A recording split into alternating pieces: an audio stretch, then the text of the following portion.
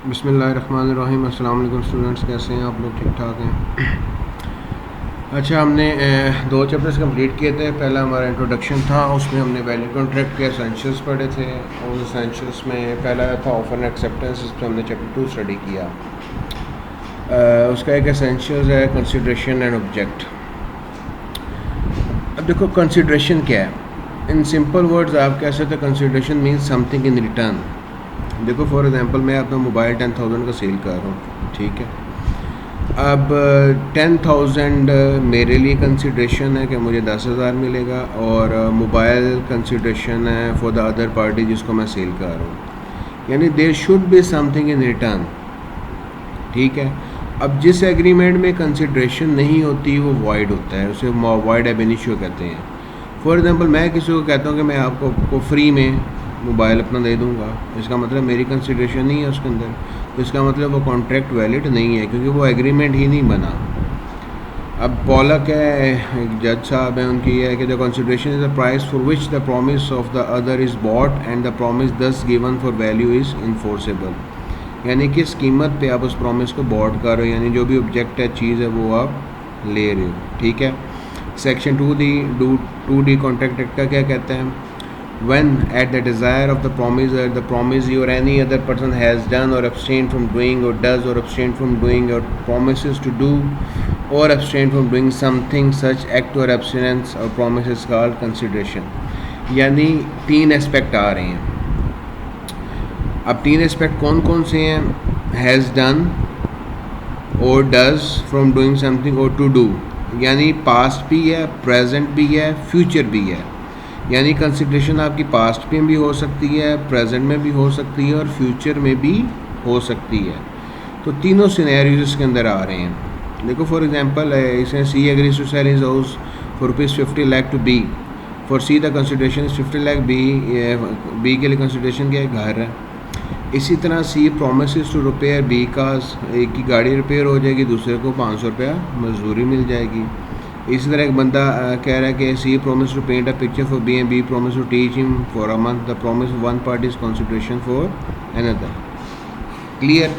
यानी कंसिडरेशन क्या है कि there should be something in return जो कि आपको मिलना चाहिए। अगर कंसिडरेशन नहीं है वो एग्रीमेंट वाइड होता है। जब एग्रीमेंट वाइड हो गया तो वो कॉन्ट्रैक्ट नहीं बन सकता। अब जिस तरह हमने ऑफ़र की बात की थी, जिस तरह हमने कॉन्ट्रैक्ट की बात की थी, जिस तरह हमने एक्सेप्टेंस की बात की थी, there are some essentials of a valid consideration too. अब उन एसेंशियल्स में सबसे पहले डिज़ायर ऑफ द प्रोमिसर। अब देखो फॉर एग्जांपल मैंने क्या कि मैंने 10,000 का I want to sell my mobile for ₹10,000। अब वो 10,000 क्या है? कंसिडरेशन है, मेरी डिज़ायर है। अगर पार्टी आगे मुझे कहती है नहीं हम 9,000 का लेंगे, इसका मतलब है काउंटर ऑफ़र आ गई है। काउंटर ऑफ़र जब आया तो पहली ऑफ़र मैंने पहले भी डिस्कस किया, वो ख़त्म हो जाती है। तो कंसिडरेशन हमेशा वही होगी जो प्रोमिसर की, यानी ऑफ़र जो ऑफ़र कर रहा है उसकी डिज़ायर होगी, ठीक है। अब इसमें कोई काम करना, किसी काम से रोकना, दोनों चीज़ें कंसिडरेशन में आती हैं। देखो C saves B's house from fire, B did not ask for help, C can not demand payment for his services. एक लेट्स सपोज किसी बंदे की बाइक को आग लग जाती है, दूसरा बंदा उसकी बाइक आग से बुझाता है, बचा लेता है। हालांकि दूसरे बंदे ने जो जिसकी बाइक थी उससे हेल्प नहीं मांगी, इसका मतलब डिज़ायर ऑफ प्रोमिसर नहीं है, तो उसमें वो फिर उससे पेमेंट नहीं मांग सकता। हाँ, वॉलंटरली सर्विसेज में नहीं होता, लेकिन अगर वो ख़ुद से कहता है कि आपने मेरी बाइक बचाई है, मैं आपको पेमेंट करूँगा या इनाम दूँगा वॉटेवर, तो उस सूरत में फिर कंसिडरेशन वैलिड हो जाती है। लेकिन डिज़ायर होना ज़रूरी है। अगर डिज़ायर नहीं है, आप किसी के लिए वैसे ही काम कर देते हो उसकी मर्ज़ी के बगैर, उसकी डिज़ायर के बगैर, फिर आप बाय लॉ वो वैलिड कॉन्ट्रैक्ट नहीं है। डिज़ायर होना कंसिडरेशन में ज़रूरी है। अब देखो ये दुर्गा प्रसाद और बालदेव का केस है। इसमें बी प्रॉमिस टू पे, जो बालदेव था उसने कहा था कि अगर कमीशन इफ दुर्गा प्रसाद क्या बिल्डिंग बना कर देता मार्केट की, later D build the building on the request of the collector of district. यानी क्या बालदेव के कहने पे उसने बिल्डिंग नहीं बनाई, उसने कलेक्टर के कहने पे बिल्डिंग बनाई है। अब डी उससे कमीशन डिमांड कर रहा है, तो बी ने उसको पैसे नहीं दिए कि केस अदालत में चला गया। तो अदालत ने यही कहा था कि जो बाल देगा वो पेमेंट डिमांड नहीं कर सकता, क्योंकि उसने दुर्गा प्रसाद की डिज़ायर पे काम नहीं किया। हालांकि उसने कहा था, उसने मना कर दिया था, लेकिन लेटर ऑन क्या हुआ, किसी और के कहने पे किया, इसलिए दुर्गा प्रसाद उसको पेमेंट देने के वो राइट नहीं है, ऑब्लिगेशन नहीं है उस पर। ठीक। फिर प्रोमिजी और अदर पर्सन, देखो आप कंसिडरेशन जो है वो प्रोमिजी फुल करेगा या अदर पर्सन भी कर सकता है। देखो, an act creating the consideration may be done by the promisee और other person, it is immaterial who provides the consideration.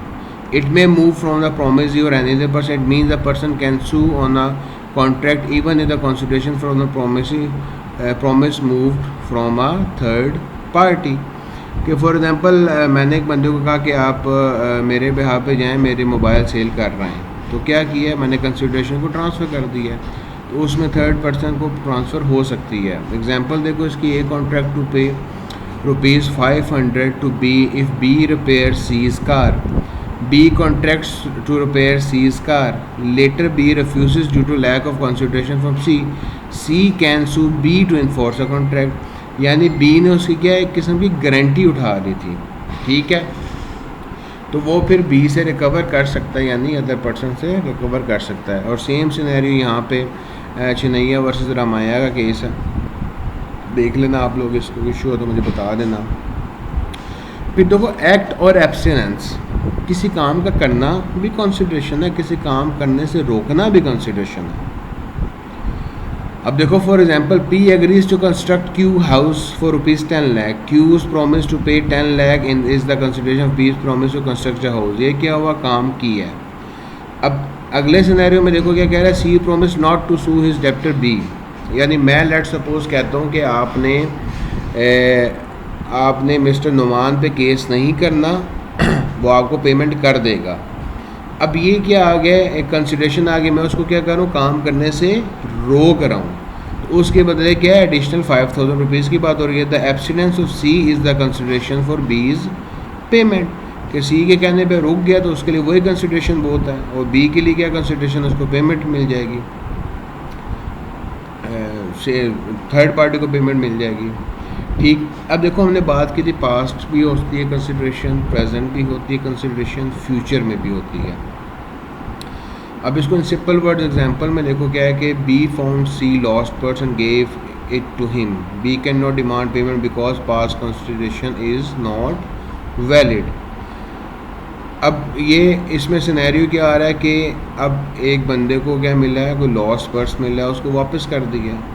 अब वापस जब किया उसने किसी किस्म का ऐलान नहीं किया था कि जिसको मेरा पर्स मिला है मैं उसको पेमेंट, यानी डिज़ायर ऑफ द प्रोमिसर नहीं थी, इसलिए यहाँ पे पास्ट कंसिडरेशन वैलिड नहीं है.